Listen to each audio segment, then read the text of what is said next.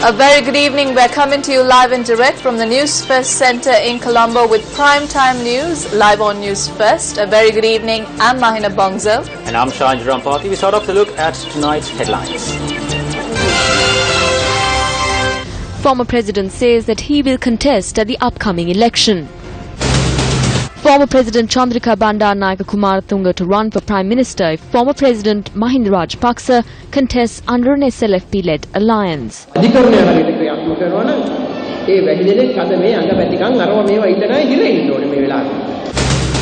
Woman who peddled heroin in Kadawatha arrested.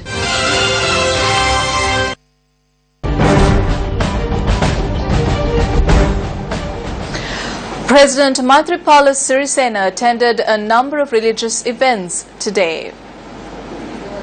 The president, who arrived at the Dehiwala Pinwat historic temple, later called on the chief incumbent, Venerable Walhaputhanne Nandasumanatero. President Maithripala Sirisena also attended the opening of the Bodhi Mandapaya and the Dwara Mandapaya of the Mameuna Bodhi Jnana Asapua in Kaduwala. Former President Mahinda Rajapakse says that he will contest the upcoming parliamentary elections in order to fulfill the needs of the people. Former President Mahinda Rajapakse engaged in religious observances at the residence in Madamulana in Hambantota prior to addressing the gathering. I am not prepared to reject your request. I have no right to do so, and we will contest the next election for the sake of the motherland. I have to admit that we will heed the request made by the public. I state this in Madamulana. I cannot cast aside the request made by the people and all the leaders gathered here today. I earnestly appeal to the patriots in all political parties, including the Sri Lanka Freedom Party, the United National Party and the Janata Vimukthi Peramuna, to join hands with us, as you did in 2005.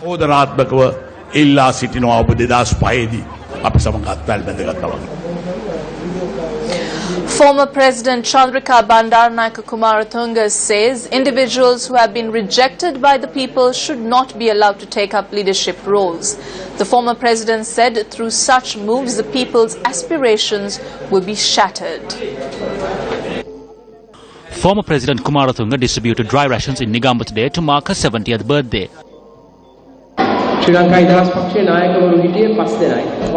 There were only 4 leaders in the Sri Lanka Freedom Party. 4 leaders, including President Maithripala Sirisena, led an example to the country.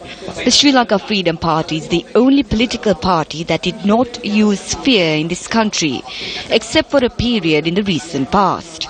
That is the legacy of the Sri Lanka Freedom Party. For a decade, that legacy went awry. However, a struggle was launched to get that legacy back onto the correct path. If the law is implemented properly, persons who are asking for the position of Prime Minister needs to be put in prison. It is not to worry to allow them to be on the other side. However, if you allow them to reach the leadership level, it will be similar to destroying the aspirations of the people. Even if a king commits a wrong, he needs to be sent home.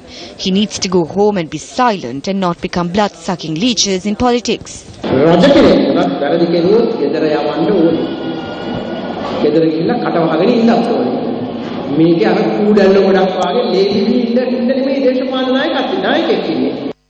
Former President Kumaratunga also provided lunch to the patients at the Minuangura District Hospital.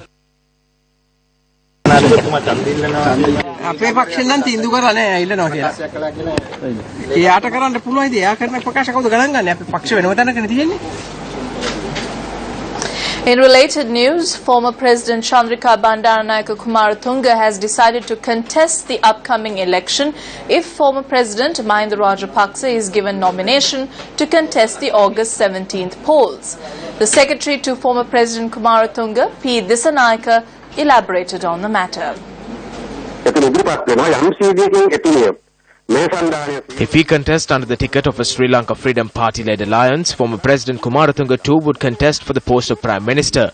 She has the right to do so if the party that was founded by her father and she has a 63% voter base. She has no allegations of murder and bribery against her. She was not defeated. She would only contest if he contests as the chief organizer of the Sri Lanka Freedom Party. His return through a combination of small parties is no bother to us.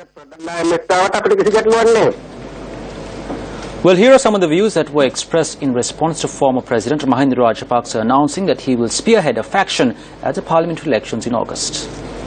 The former president was put in trouble by Dinesh Gunawardena and Bimal Veeravangsa for no reason. The former president was someone who had no intention of contesting the election. He had no intention of coming back to parliament. He was dragged into this. And now this is a big problem for him. Him coming into parliament as an ordinary member is disrespectful for him, as a person who was in power for 8 years.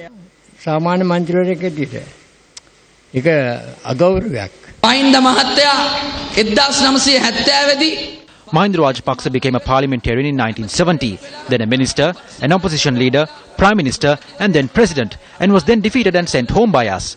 Now he is getting ready to be a parliamentarian again like in 1970. Though he contests the election, he will not be prime minister, neither will he be a minister nor deputy minister. Something blew across my Mulana this morning. What was it? That was the winds of drugs, ethanol and thievery. And while this wind swept across the area, Mahinda Rajapakse was saying that during his tenure as president, the judiciary was independent and that he did not interfere with it. And who is he pointing at? The former Chief Justice.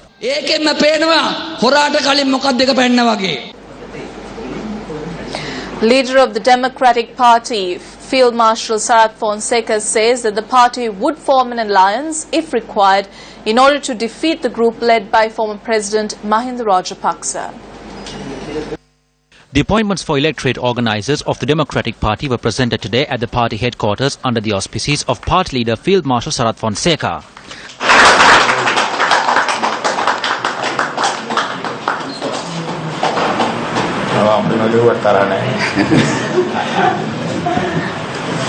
Subsequently, Sarath Fonseca addressed the gathering.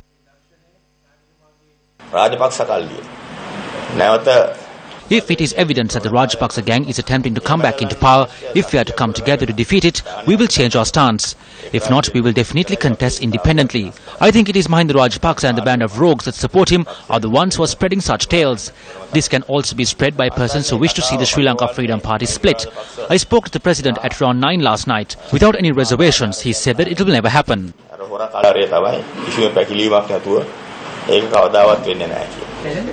Interviews to select candidates to contest under the Sri Lanka Freedom Party ticket at the August parliamentary elections were held today as well. These interviews are taking place at the SLFP headquarters located down Dali Road, Colombo. Provincial councillors, Pradesh Sabha members and a number of new faces were called in for the interviews today.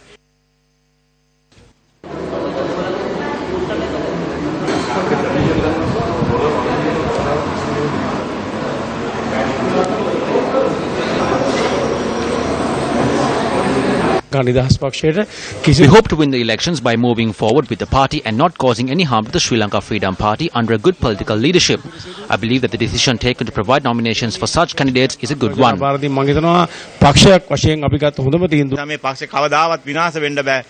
This party cannot be destroyed. Persons and leaders who broke away in the past have returned to the party after falling on their knees. What we can say is, for the sake of the gods, the nation and the party, work with responsibility to protect the party. The interviews were conducted by SLFP seniors such as Dr. Sarath Amnugama, H.M. Fauzi, Ranjit Siambala Pitya, Mahinda Apabe Wardena and Piyasena Gamage. Former chairman of the Akurasa Pradesh Sabha, Sarua Lienage Sunil, who had many allegations levelled against him during the recent past, arrived for an interview at the SLFP headquarters today. Sarua Lienage has requested for nominations from the Sri Lanka Freedom Party. I have never hurt the people. I have always supported the people during the time of need. That is why such a poster has been printed. The people are hoping that I am elected to Parliament. Sarua Lienage Sunil was accused of raping a 14-year-old girl in a guest house in Akurasa between the 23rd and 30th of May 2012. He was arrested by the police on the 4th of July 2012 and was remanded for 2 months and 10 days before he was released on bail. The controversial Hyatt project has come into the spotlight once again, with the board of directors of the project stating that the construction work, which was scheduled to be completed in 2014, will in fact be completed in 2017. An article published in an English daily titled "Hyatt Heist Today" states, quoting its newly appointed board of directors of Canwell Holdings Limited, that a forensic audit into the Hyatt in Kolpiti and Hambantota has uncovered mass fraud, resulting in initial cost estimates more than doubling from Rs 13 billion to Rs 27 billion, and the company facing a shortfall of nearly Rs 9 billion to complete the project. New chairman Kumaratunga said, The Hyatt in Colombo has been under construction for over 3 years. During the audit, we uncovered instances of massive wastage and mismanagement right from the inception of obtaining the land. 3 additional properties were acquired by paying Rs 40 million, more than that was suggested by the government valuer at the behest of the company. Kumaratunga told reporters but assured the company has sufficient funds to carry on for now.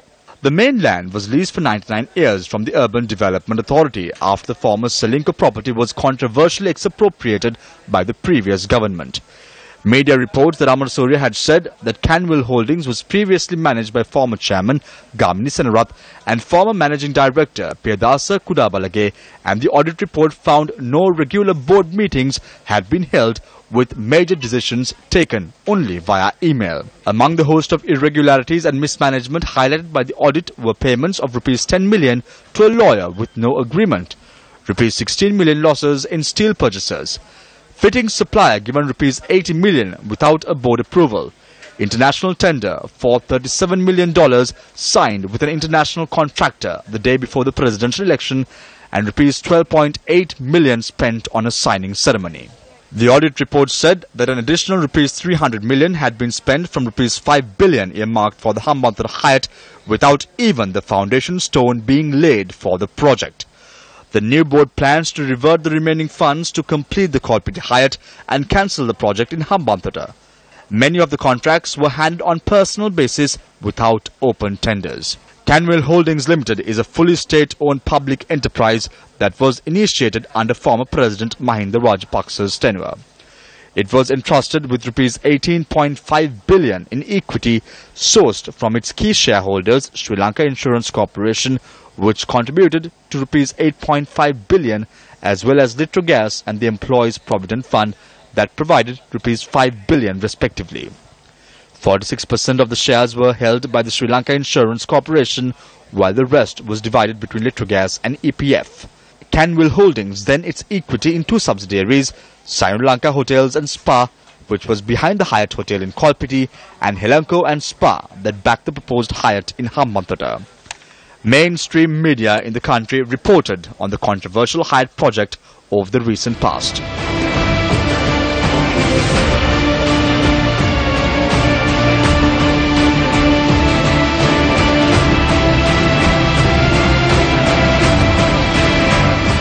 Issuing a statement on the 18th of October 2012, Hyatt Hotels Corporation announced that a Hyatt affiliate has entered into a management agreement with Sri Lanka Hotels and Spa Private Limited for a Hyatt Regency Hotel in Colombo, Sri Lanka. The involvement of Sri Lanka Hotels and Spa Private Limited is evident by the press release issued by Hyatt International on the said day. It quotes Gamini Senarath, chairman of Sri Lanka Hotels and Spa Private Limited, as saying, "We are pleased to work with Hyatt on the first Hyatt branded hotel in Sri Lanka." According to the website, expected to open in 2015, Hyatt Regency Colombo will be a 42-floor hotel on Gold Road, which is one of the arterial roads in the central business district area. The Hyatt in Colombo is due to complete work by 2017. This is the state of the construction today. It is clear that a financial irregularity of some substance has taken place. White-collar crimes such as these are not victimless. It is the people's monies that are at stake. It is in this context that the onus is on the Minister of Finance, under whom this institution is listed, to conduct a proper, meaningful inquiry, and for the Minister to perhaps send his findings to the Financial Crimes Division of the Sri Lanka Police Department.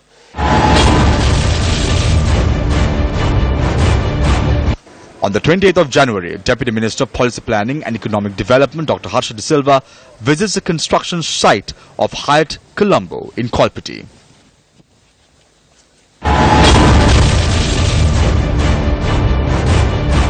He lodged a complaint with the Commission to investigate allegations of bribery or corruption with regard to the Hyatt Regency project in Kolpiti, claiming there had been multiple corrupt deals with regard to the transactions involved in the project. The Deputy Minister makes a startling revelation. So what we have found out is that originally this company had a stated capital of only 50 rupees. And we have been very critical of this project in Parliament. Welcome back to the news. Today is Adi Asala Full Moon Poya Day. Buddhist devotees across the island were seen engaged in Amisa and Pratipatti pujas at temples. Asala Poya Baudha Janatawa Danne. The people know Asala Poya Day to be the day when Bas is observed by the Mahasangha. However, the Mahasangha will not observe Bas today because the most suitable time for them to observe Bas is during the Poya Day that will occur at the end of the month. That is why today is referred to as the Adi Asala Poya Day. The consumption of Prince Siddhartha is remembered, as well as the Asala Full Moon Poya Day will be commemorated during the Poya at the end of the month. Minister of Housing and Samurdhi Sajid Premadasa says that the time has come for good qualities to be established amongst the people. The minister made this statement speaking at an event at the Tissamarama Rajma Viharya. A ceremony organized to lay the foundation stone of the Dhamma Hall at the Tissa Maharajah Mahavihara was held under the auspices of Minister Sajid Premadasa. The minister also made a cash donation to the temple.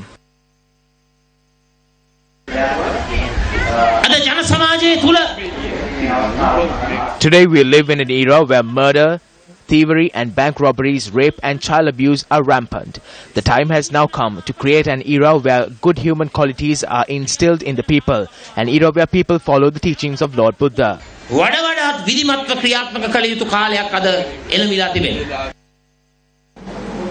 Coming up on the news tonight.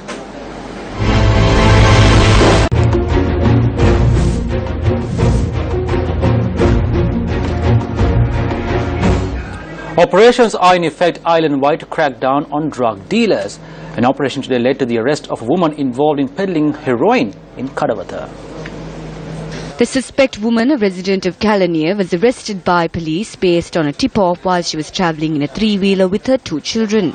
The police said that her children were 13 and 3.5 years old.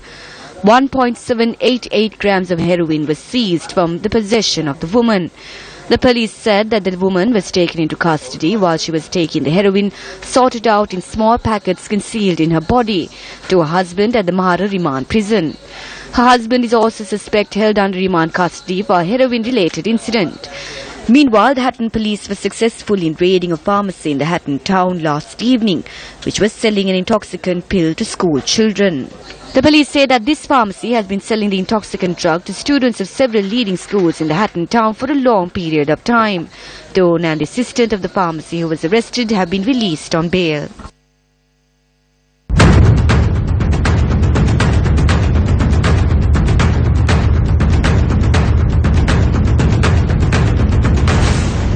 A drug-free nation leads to a drug-free parliament. Think before you vote.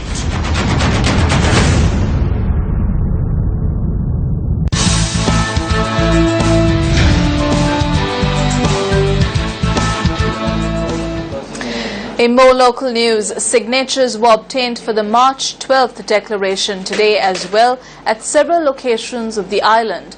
The March 12th declaration contains 8 criteria that needs to be looked into by political parties when providing nominations for candidates. The campaign to obtain 1 million signatures for the March 12th declaration to field suitable persons for politics commenced its journey from the Badulla area today. Signatures were obtained opposite the Badulla bus stop with the participation of several civil activists.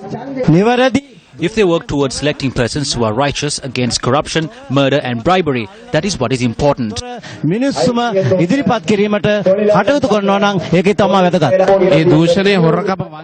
This is a good opportunity to elect public representatives who are clean and free from corruption, fraud and theory to Parliament. Thereafter, the campaign reached the town of Mahianganaya to obtain 1 million signatures and also raise awareness among the masses on electing clean persons into politics. It is our hope that persons who are clean and who can be a great service to the public will be appointed at this upcoming election.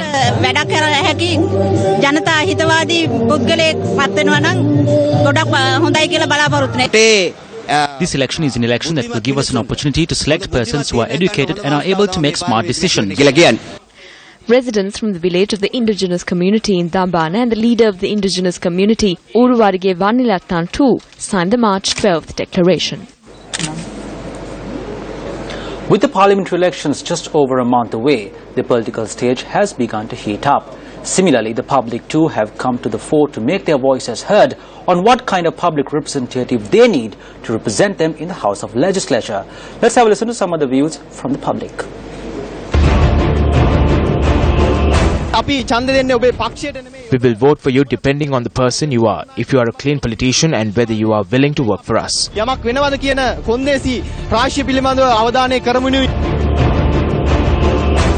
It was we who made a change on the 8th of January. We will not send the drug and ethanol dealers to Parliament when they come asking for votes. If the rogues come back to power and begin to ruin the country, there will be nothing left for the future generations. We made the change on the 8th of January and will make that change this time around as well. All politicians are corrupt. We will not bring any one of them to power. As the youth, all we have to say is, do not come to our homes asking for our vote. We will not be fooled this time around like usual. I urge everyone to get together and establish a good parliament in the country without getting fooled by goods and bribes. If there are no good persons to vote for, we will have to decide on whether we are to vote for the party or just for someone. Politicians of a country must be intelligent and honest. We do not like to destroy this country by electing rogues and cunning people.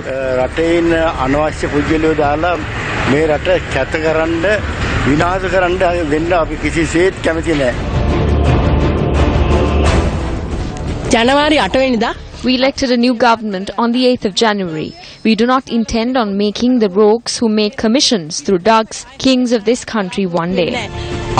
We elected a government on the 8th of January and we will be the ones who will elect a parliament as well. We ask that the parliament be filled up with good people. We will not leave room for the ethanol dealers, drug dealers and rapists to enter parliament. We reject these people. Let's elect only the ones who are worthy for the village. We must take a clear decision on whether we are to elect persons who earn millions to parliament or whether we are to elect persons who do politics fairly. The voter must think about the country and its needs and intelligently elect a new and clean parliament.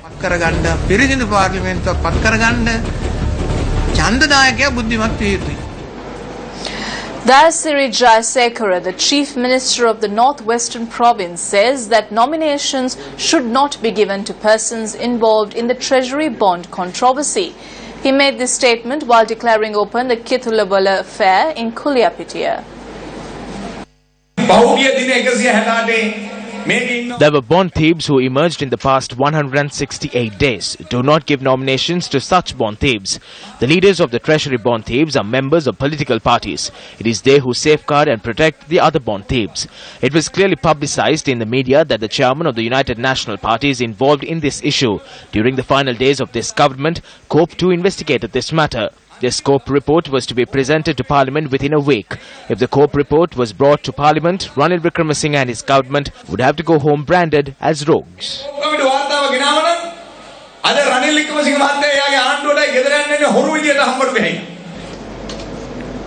Former parliamentarian Buddhika Patirana says that no matter what electoral system is in place, it will not be an issue to serve the people.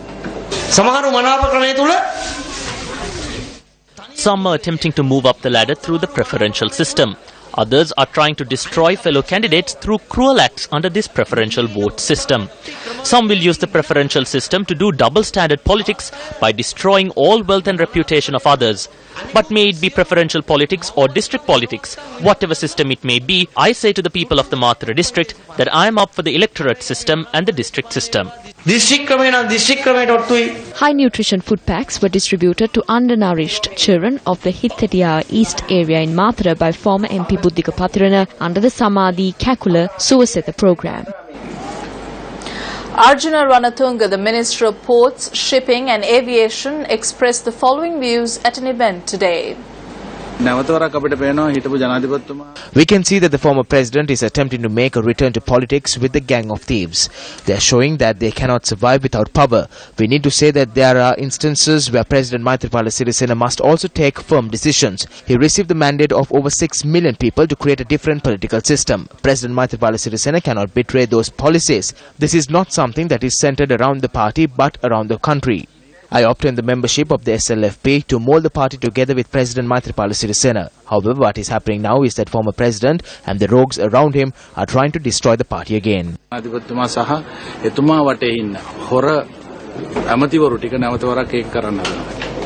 Today's U report was filed by Newsfirst U reporter WG Ranjit from Chilao.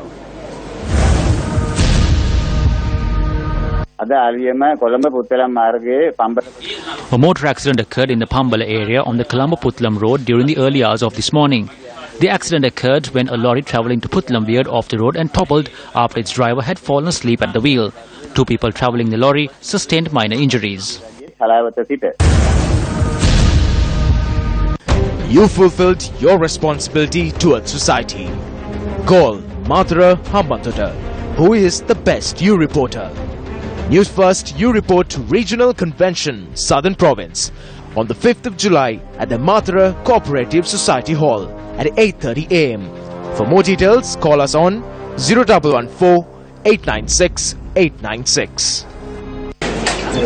Well, that's a wrap from all of us here at Newsfirst for tonight. Thank you very much for joining us. If you want to know about what's going on in the world around you and also from here at home, do log on to our website. That's www.newsfirst.lk. I'm Mahina Bongzo. And I am Shahin Jirampati. Good night and take care.